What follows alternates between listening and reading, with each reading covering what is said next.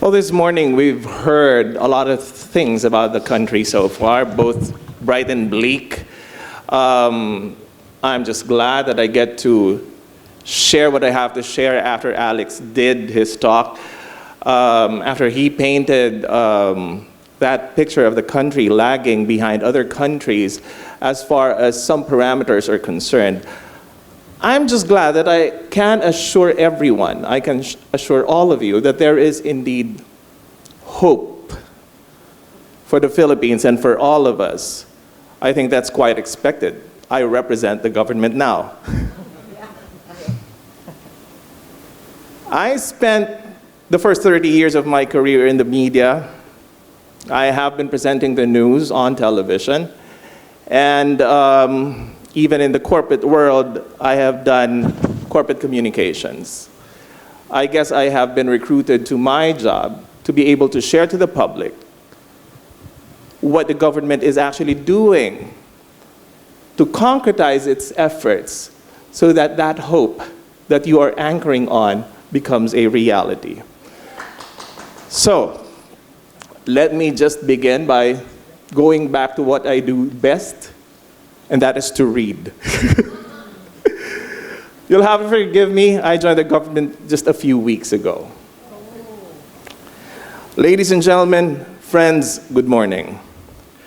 On behalf of Special Assistant to the President for Investment and Economic Affairs, Frederick D. Go, I am truly pleased to join all of you in this highly important event, the Asia CEO Forum, Philippine Economic Briefing, which, just like the office we represent, aims to promote the country as a premier business destination on the world stage.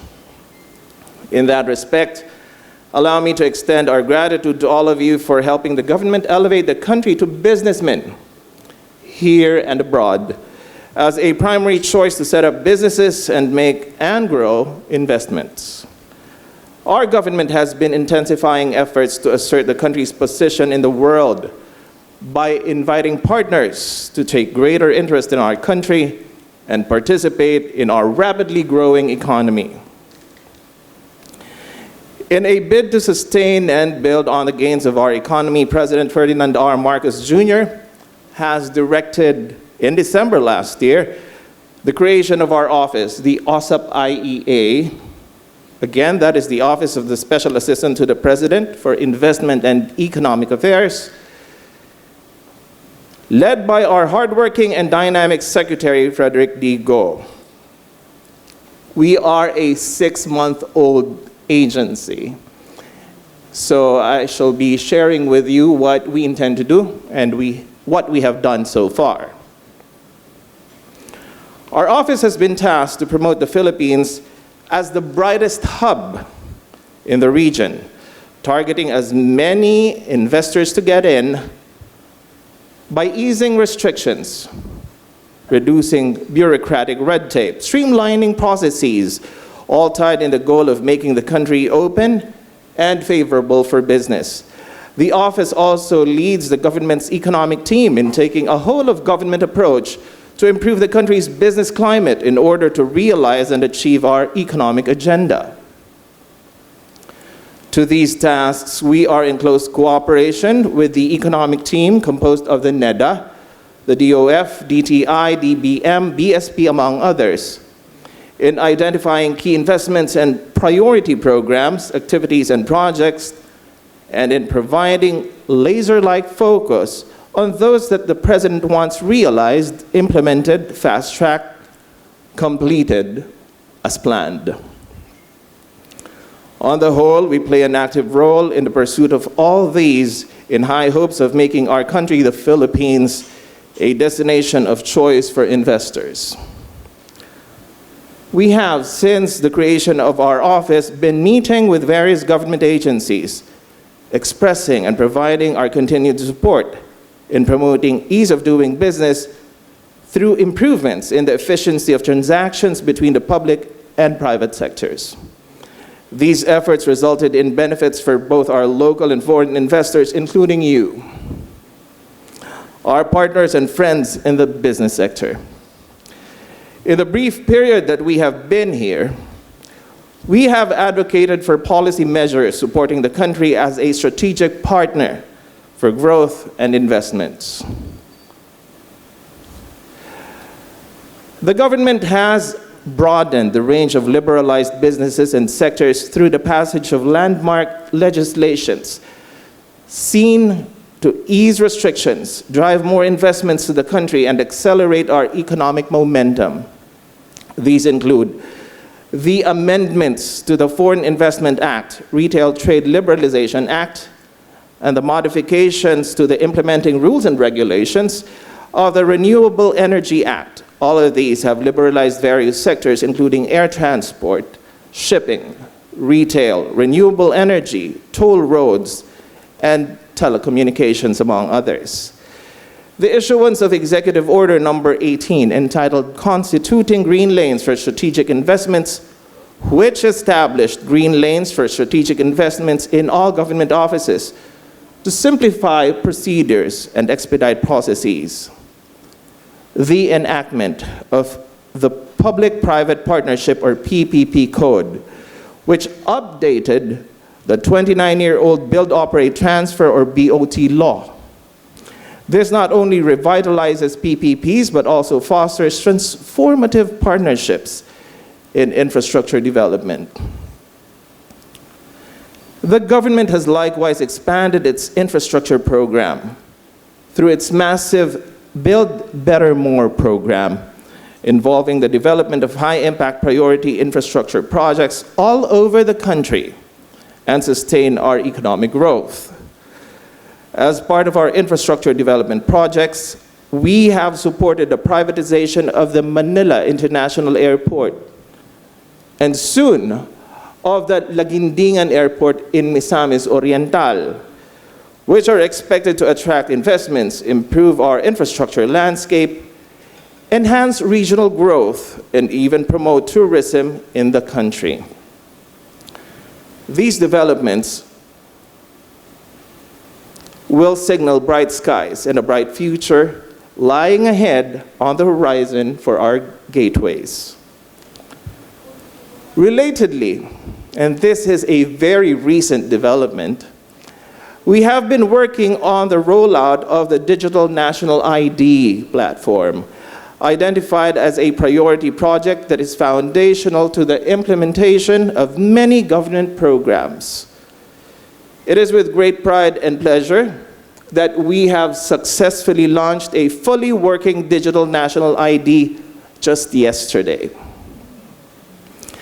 This early, the ID has onboarded not just government institutions as potential user cases, but a number of financial services companies as well.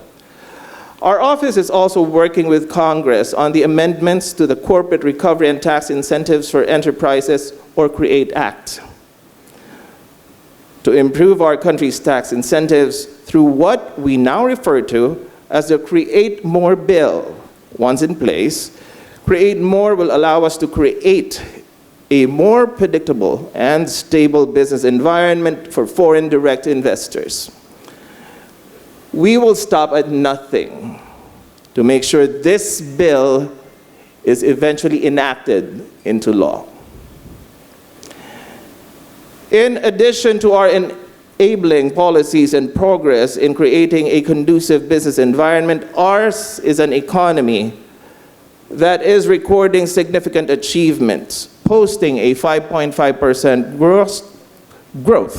gross domestic product growth in 2023, outpacing our counterparts in the Asian region.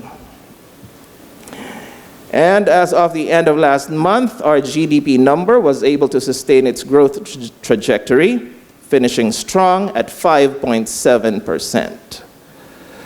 Our foreign direct investments continue to flow in with 4 consecutive months of expansion, and investment pledges rising and soaring, showing a healthy pipeline of inward FDI.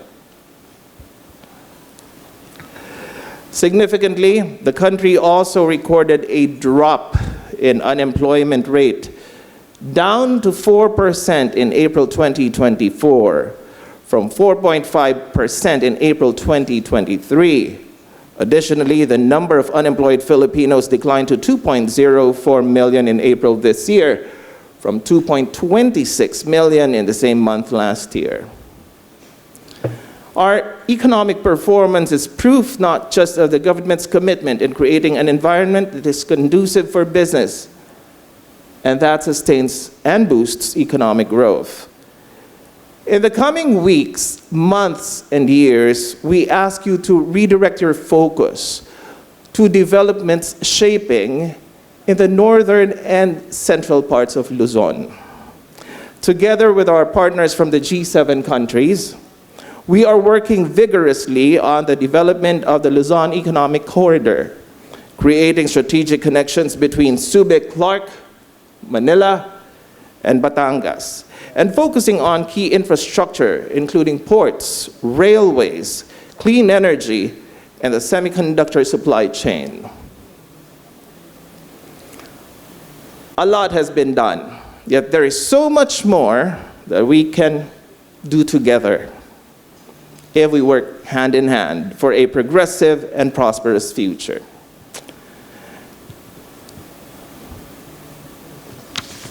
I'd like to make this request, though. Join us in getting more investments into the country, please. If you have existing businesses in the Philippines, invest more. If you have development partners, foreign especially, tell them, invest more. If today you or your partners still have no presence in the Philippines, invest now. Ladies and gentlemen, friends, be part of an economy that is poised to grow and emerge as an investment star in the global stage, the Philippines. Maraming salamat po.